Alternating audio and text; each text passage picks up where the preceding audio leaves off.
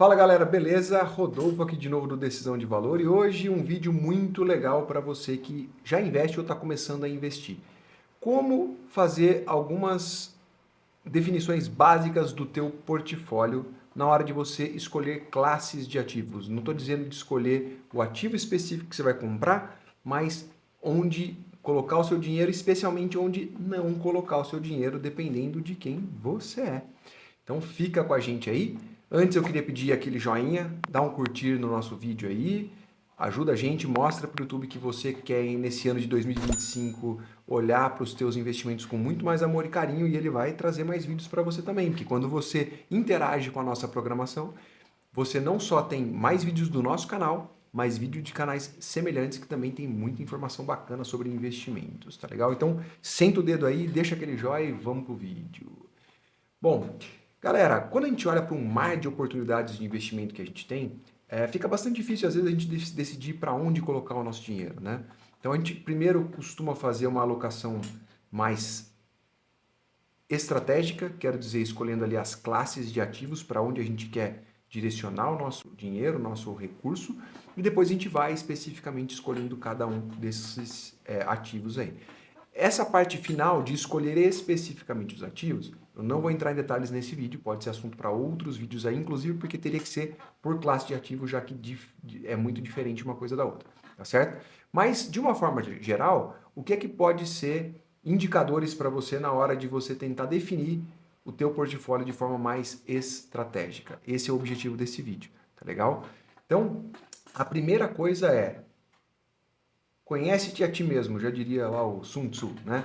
O que eu quero dizer com isso? Cara, da onde vem o teu dinheiro? Qual é a tua situação financeira? Se você não sabe isso, qualquer ativo pode ser para você e nenhum ativo é para você. O que eu quero dizer com isso? Vamos lá, vamos pegar o exemplo de uma pessoa que seja corretor de imóveis. Um cara legal, bacana, bem sucedido, tem dinheiro guardado, tem uma grana para investir, um cara que está super bem. Faz sentido para esse cara ficar entrando muitos fundos de investimento imobiliário ou até em CRIs, LCIs, coisas do mercado imobiliário? Do meu ponto de vista, só faz sentido se ele for muito familiar com o empreendimento específico. Então, se ele tem, por ser do ramo de imóveis ali, conhecimento sobre uma região da cidade, ele sabe que tem um fundo imobiliário ou que tem um CRI em desenvolvimento de alguma coisa por ali, pode fazer sentido para ele. Fora disso, não faz muito. Por quê?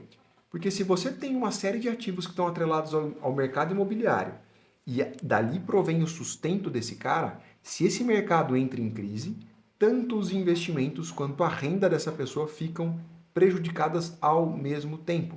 Então, nota que você está diversificando, muitas vezes ali usando para diversificar o seu portfólio, mas você está tendo uma sobreposição grande com a tua fonte de renda principal. A mesma coisa vale para um fazendeiro, para alguém que esteja muito ligado ao mundo do agro e vai comprar LCAs ou CRAs ou mesmo empresas da bolsa que estejam muito lastreadas no mundo do agro. De novo, faz sentido talvez em oportunidades específicas, porque como essa pessoa conhece muito bem aquele mercado, ela pode sim ter uma capacidade diferenciada de fazer avaliações. Então pode ser que ela resolva comprar ações de uma empresa do mundo agro, porque ela conhece essa empresa por dentro, ela sabe que essa empresa é muito benquista no mercado e ela tem um conhecimento diferenciado sobre aquela oportunidade. Mas de forma geral, eu evitaria. Tá? Então aqui a gente está olhando para mercados específicos. A mesma coisa eu diria para ações. Tá? Então se você vai comprar ações de alguma empresa e você, por exemplo, trabalha naquela empresa, cara, talvez você tivesse que diversificar um pouco mais, né? Porque se aquela empresa vai mal, as suas ações caem e você corre o risco de perder o emprego ao mesmo tempo. Então nota que você está tendo uma sobreposição perigosa ali do ponto de vista de risco. Tá legal? Diria até do mesmo setor eu evitaria. Tá bom? Então olhando para ações, debentures, né? Que são ali coisas ligadas a empréstimos para empresas diretamente. Mesma lógica. Não vá fazer empréstimo para uma empresa que está no mesmo setor que você trabalha, por mais que ela esteja pagando legal. Se aquele setor tem uma queda, o teu investimento cai e a tua renda cai também. Tá? Então, a primeira diretriz que eu tentaria olhar é, cara, dependendo de onde vem o teu dinheiro, em qual mercado você está já exposto de uma certa forma, pô, reduz ali a tua exposição na hora de investir. tá? A menos que sejam oportunidades que você conheça muito bem. A segunda diretriz que eu olharia é quanto de risco existe ou de volatilidade ou de incerteza na tua fonte de renda principal. Então vamos lá. Você pode ser aqui um auditor fiscal, um cara concursado público que tem uma garantia de fluxo de pagamento quase certeira do governo, né? Você tem uma estabilidade, você provavelmente não vai ser demitido, você provavelmente não vai ter um impacto grande que possa ficar meses sem receber salário, embora às vezes aconteça ali no setor público também. Então você pode se expor a produtos com um pouco mais de risco na hora de você aplicar o seu dinheiro.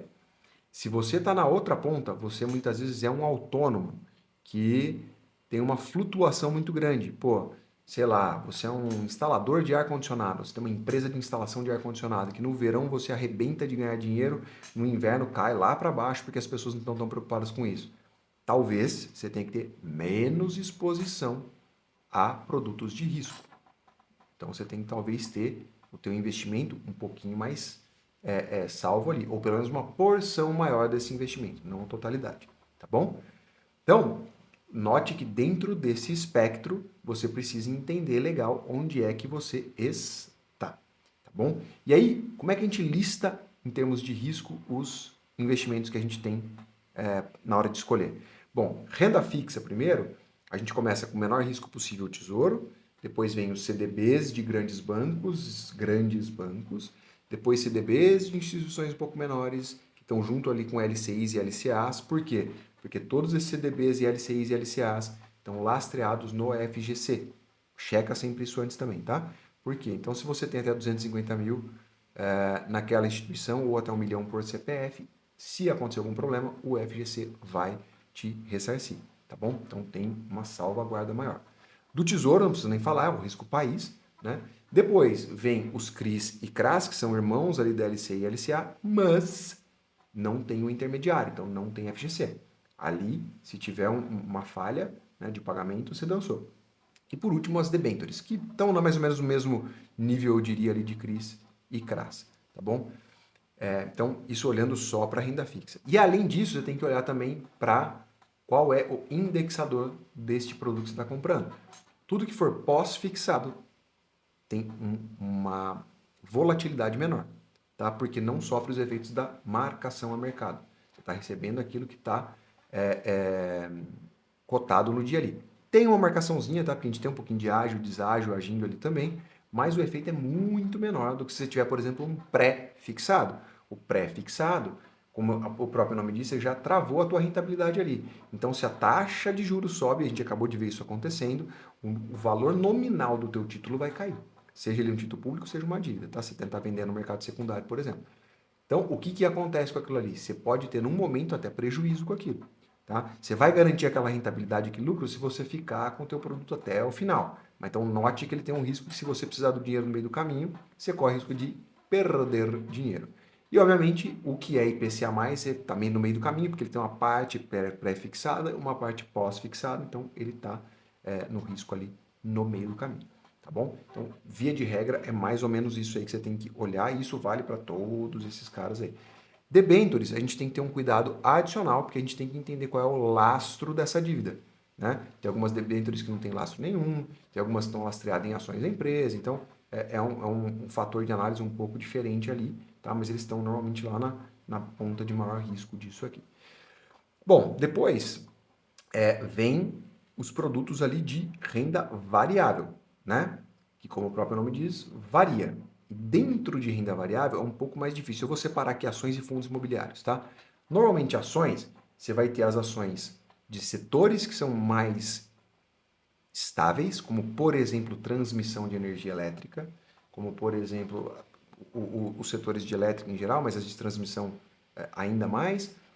E aí depois você vai ter nos setores mais perigosos. Então, sei lá, bancos, empresas mais tradicionais, maiores, elas vão tender a ter uma volatilidade menor. Você pode olhar também para o histórico daquela empresa e ver como é que é a volatilidade dela ali. Tá? Mas empresas grandes, elas dificilmente vão quebrar, elas dificilmente vão sucumbir aí a uma crise. Eu disse dificilmente, então pode acontecer. Tá aí uma Oi que não nos deixa mentir, uma Lojas Americanas que não nos deixa mentir, a IRB que não nos deixa mentir. Então, existe sim risco, tá? É que quando você escolhe uma empresa maior, que tem mais história, a chance dela ter um problema que vai te levar a zero é menor. Depois, você vai, obviamente, aumentando a tua exposição ao risco, quanto menor é a empresa que você está escolhendo, quanto mais, vamos dizer assim, arriscado é o setor dessa empresa, tá? Então, tem que avaliar isso aí tudo dentro do mundo de ações. Dentro do mundo de fundos de investimento imobiliário, a gente tende a ter um risco menor naqueles fundos que estão lastreados em imóveis reais, os fundos de tijolo. Também tem que olhar caso a caso. Por quê? Se o fundo é monoativo, ou seja, se ele só tem um prédio, o risco é alto. Se aquele prédio tem um problema, aconteceu lá com o prédio em Macaé, né, que era um prédio da Petrobras, a Petrobras falou que ia devolver, o fundo imobiliário ficou com o único imóvel que tinha na mão, sem ter inquilino para pôr, e o valor do fundo despencou, tá bom? Então, aquele fundo é um exemplo de fundos que é um fundo de tijolo lastreado em imóvel, mas que tinha um alto risco por ser monoativo. Aí depois você pode olhar para as gestoras. Gestoras mais renomadas, por exemplo, você pega uma Quineia, a tendência de você ter um problema grande dentro da Quineia é muito menor do que você pegar uma gestão de uma empresa menorzinha. Tá? Então você tem que olhar aí para a classe de fundo, se ele é um fundo de tijolo, fundo de papel, ele vai ter mais volatilidade, porque no portfólio dele, lembra que eu falei lá dos CRAs, dos CRIs, dos produtos de renda fixa que então, tem um risco próprio deles, um fundo de papel nada mais é do que um fundo que compra vários desses produtos. Então, eles estão também sujeitos à volatilidade daqueles papéis ali, tá bom? E eles estão também mais atrelados ali a um problema de volatilidade com a Selic, tá bom? Então, a gente viu isso recentemente também. Muito embora os fundos de tijolo também vão chacoalhar com relação ao mercado, a tudo, tá? Não é que o de tijolo é 100% garantido, não. Tem problemas também, mas ele tende a ser um pouquinho mais estável do que os fundos de papel. E aí, de novo, você tem que olhar gestoras dentro desse portfólio, fazer uma análise dos fundos imobiliários, é toda uma arte aí que não cabe num vídeo rápido desse. Mas uma das vantagens do fundo imobiliário é como ele tem um fluxo de pagamento constantes para você, isso ajuda a diluir um pouquinho o risco, né? Principalmente se você olha para um horizonte de mais longo prazo. Então, por exemplo, vamos dizer que eu tinha um terreno que valia lá 250 mil reais, e ao invés de eu construir uma casa para alugar, alguma coisa, eu vendi esse terreno, peguei esses 250 mil reais e comprei em fundos imobiliários, bons fundos, bem diversificadinho ali, e eu estou recebendo 2 mil reais por mês ali de fluxo de pagamentos médio. Mês um pouquinho mais, mês um pouquinho menos, mas na média 2 mil reais ali. Se eu tivesse construído uma casa, quanto vale a minha casa hoje? Eu não tenho a menor ideia, porque ela vale o que alguém está disposto a pagar. Na tua cabeça ela vale X, 500 mil, 600 mil, 800 mil, não importa. Mas isso é na tua cabeça. Você só vai saber o quanto ela vale de verdade na hora que você tiver uma proposta. Não é isso? Com o fundo imobiliário, você vê essa proposta a cada 5 minutos na tela, ou seja, menos do que 5 minutos na realidade, mas você está vendo ali a toda hora. Então você tem a impressão de que aquele valor está variando muito mais do que se você tivesse um imóvel. Quando na prática, se você continua recebendo cerca dos 2 mil reais por mês de aluguel, se aquilo para você você olha para um olhar de um imóvel que você não está afim de vender, não faz diferença nenhuma, tá? No longo prazo só é que você tem que olhar para aquilo ali. A gente pode fazer um vídeo mais para frente comparando aí imóveis com imóvel real, mas o que você tem que entender é, se você está olhando para os dividendos, ele tem esse fluxo mensal que ajuda a diluir um pouco o risco. Por quê? Porque você está pagando todo mês, você pode reinvestir aquilo, pode botar numa renda fixa, pode comprar mais cota para aumentar o teu fluxo, enfim, você tem um dividendo pingando todo mês ali que ajuda a diluir um pouquinho, tá bom? E, por último, você tem aí os ativos de mais risco ainda, que são criptomoedas principalmente. Por que mais risco? Porque, cara, tem uma volatilidade gigantesca. O Bitcoin, que é a maior delas, explode e hora cai 80%. Você não vê isso acontecendo todo dia com ações. Se a gente olhar então para altcoins, para moedas menores, enfim, é até difícil de falar, né? É algo que é extremamente volátil. Então, do ponto de vista de investimento, você tem que tomar muito cuidado. Aquilo ali é para ser a pimentinha da carteira mesmo, é para ser aquele temperinho a mais. Não é para ser a base da tua carteira, tá bom? A menos que, de novo, você conheça tudo sobre criptomoedas, você esteja trabalhando nesse meio, aquilo ali para você é um trabalho, não é necessariamente o seu investimento. Bom, e aí tem também os investimentos internacionais. Tendem a ser bons investimentos com uma camada ou duas a mais de complexidade. Aí não é só uma questão de risco. Primeiro, você está exposto sim ao risco cambial. Ah, mas o dólar só sobe. Só, no longo prazo só sobe. Mas se você precisa do dinheiro para o final do ano que vem, você não sabe quanto vai dar o dólar. Hoje está 6,10, pode ser que esteja 5,80. Você perdeu uma grana em dólar, mesmo que o teu investimento lá tenha sido bom, você saiu no 0 a 0, né? Lógico, uma janela mais longa, o dólar tende a se valorizar frente ao real, né? Quando a gente está olhando para 5, 10 anos.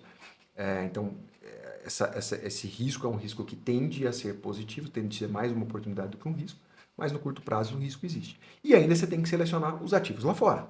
Então, tem essa camada de complexidade de, pô, eu tenho um câmbio ali no meio do caminho, eu tenho que escolher os meus ativos lá, embora você tenha uma exposição maior, com muito mais, vamos dizer assim, oportunidades no mercado americano, isso traz também a complexidade de selecionar quais ativos você vai investir, né? Então, tem essa complexidade a mais. E a outra camada de complexidade é você fazer o seu imposto de renda em cima dos teus investimentos internacionais, tá? Não é o fim do mundo, dá para fazer, enfim, mas tem essa complexidade a mais aí e esse risquinho cambial que você tem que avaliar. Então, para mim, não é uma coisa muito para iniciante. Uma vez que você já tem um pouquinho do resto todo, você já tem um portfólio, você vai trazer uma parte do teu patrimônio dolarizado aí, né, fora do país, entendeu? E, de novo, tudo isso olhando para o teu perfil, de onde vem tua renda? Eu, por exemplo, tenho uma renda da minha empresa que vende, exporta serviços. Então, eu tenho uma renda que já é dolarizada, né? Então, assim, eu tenho, de certa forma, uma pequena proteção contra o dólar. Pequena por quê? Porque hoje eu tenho essa fonte de renda, amanhã eu posso não ter. Mas parte dos serviços que eu vendo, como estão dolarizados, eu recebo um fluxo cambial ali que quando o dólar sobe, isso tende a aumentar o meu faturamento. Então, de um lado, se ele nos deixa mais pobre como investidores quando a gente olha para o mundo, do outro, eu recebo um fluxo um pouco maior de grana ali também. Então, são coisas que tendem a se equilibrar, né? Então, precisa olhar muito bem para isso. Para quê? Para que você não saia copiando a carteira, não saia copiando aquilo que funciona para outra pessoa e muitas vezes o teu risco é completamente diferente.